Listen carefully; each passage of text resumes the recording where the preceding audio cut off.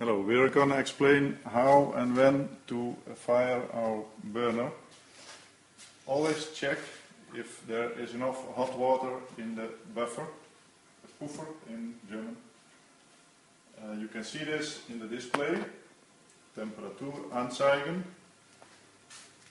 You can go back to the main menu with the back button, then go into the menu which is indicated, so Temperatur anzeigen, and then you see Puffer Ladezustand 19%.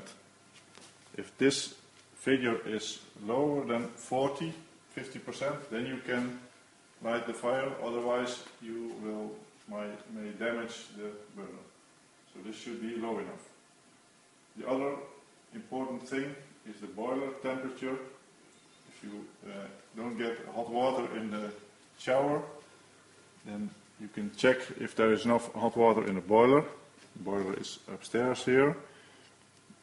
Now it's 64 degrees. If this is 30 or 40 degrees, then you'll get cold water in the shower. Okay, so we're now at 90%, so we can open the door. 3 doors. This is the main chamber, which must be filled with wood. First you put the newspaper to light it in the front. You can see that there's already a little bit of fire. Check here. So we have to hurry now. Make sure that the little holes in the bottom are free so the air can go down. Yep. Always put the wood in this direction. So now we're filled up. When you're filled up, you can close this door and then open the door for lighting. You can put some extra paper. It's already burning because there were some hot coals. So when the fire is burning, okay, leave this open and check at the front the temperature of the exit, the upgas.